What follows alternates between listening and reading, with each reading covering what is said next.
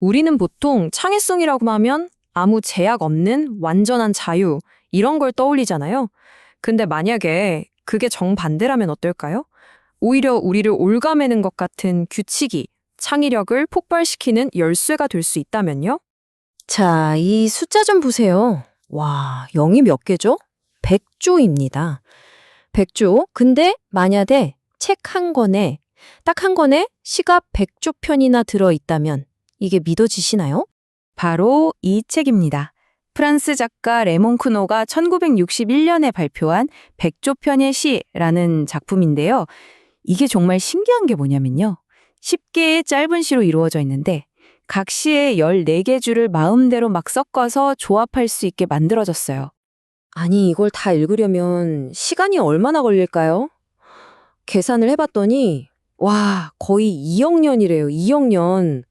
이게 왜 그러냐면 수학적으로 가능한 조합의 수가 10의 14제곱, 그러니까 100조 개나 되기 때문이에요. 한 사람 인생은 물론이고 인류 역사보다도 훨씬 더 긴 시간이죠. 말도 안 되죠? 아니, 그럼 이런 질문이 생기잖아요. 도대체 왜 평생 가도, 아니, 인류가 멸망할 때까지 가도 다 못 읽을 이런 책을 만든 걸까요? 바로 이 질문에 대한 답이 우리가 생각하는 창의성이라는 개념을 완전히 뒤집어 버립니다. 자, 그럼 지금부터 이 기묘한 책 뒤에 숨겨진 비밀 한번 제대로 파헤쳐보겠습니다. 이 엄청난 책 뒤에는 울리포라는 그룹이 있었습니다. 작가인 레몽 크노가 공동 창립한 문학과 수학을 합치려고 했던 약간 비밀 결사 같은 그런 모임이었어요. 자기들 스스로를 잠재적 문학의 작업실이라고 불렀다니 좀 멋있지 않나요? 이 울리포의 핵심 철학이 정말 어떻게 보면 단순한데 또 어떻게 보면 정말 혁명적이었어요. 바로 제약의 역설이라는 겁니다. 자, 이 문장 하나가 울리포의 모든 걸 설명해 줍니다. 제약은 억압이 아니라 해방의 도구다. 보통 생각하는 거랑 완전 반대죠? 이 사람들은 규칙이나 한계가 우리를 옥죄는 게 아니라 오히려 상상력을 저 멀리까지 뻗어나가게 만드는 그런 촉매제 역할을 한다고 믿었던 거예요. 그래서 이 사람들이 뭘 했냐면요. 문학이라는 자유로운 예술에다가 수학처럼 딱딱하고 구조적인 규칙을 한번 적용시켜 본 거예요. 되게 독특한 시도죠? 이걸 통해서 아무도 상상하지 못했던 새로운 문학의 가능성을 열 수 있다고 믿었던 겁니다. 말이 좀 어렵게 들릴 수도 있겠네요. 그럼 이 창의적 규칙이라는 게 실제로 어떻게 작동하는지 한번 보여드릴게요. 이거 진짜 재밌어요. 울리포의 대표적인 기법 중 하나가 바로 이 N+7 규칙이에요. 방법은 진짜 간단해요. 어떤 글이 있잖아요.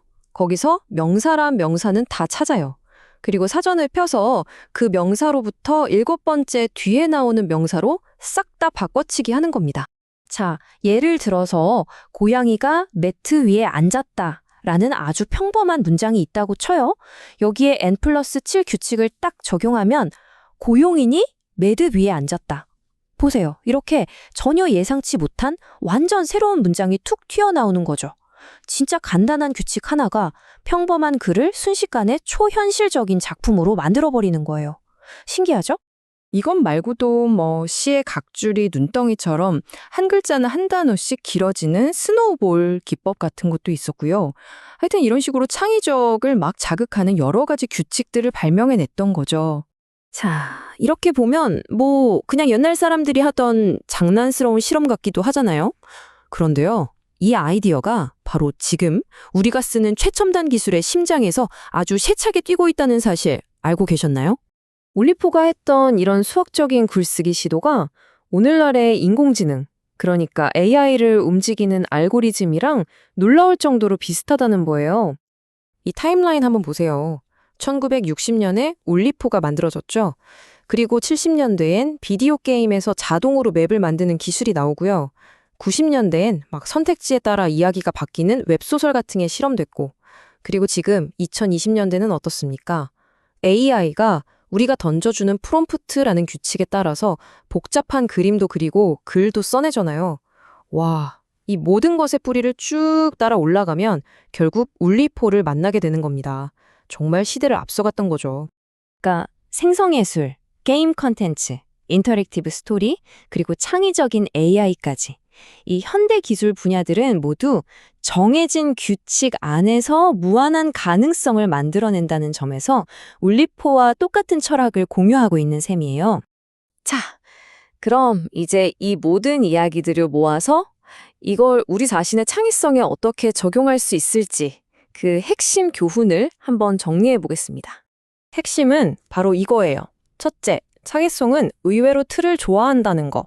둘째, 혁신은 보통 서로 완전 다른 분야가 만날 때 터져나온다는 것. 그리고 셋째, 규칙은 우리를 맨날 하던 생각, 그 진부함에서 벗어나게 해서 새로운 길을 찾도록 등을 떠밀어준다는 거죠. 결국 아티스트라는 건 단순히 뭔가를 만드는 사람이 아니라 창의성이 샘솟는 시스템을 디자인하는 사람이라고도 볼 수 있는 거예요. 결국 울리포가 우리에게 진짜 하고 싶었던 말은 아주 명확합니다. 규칙은 우리를 가두는 감옥이 아니에요. 오히려 우리의 잠재력을 활짝 열어주는 열쇠라는 거죠. 그렇다면 이제 여러분께 한번 여쭤보고 싶네요.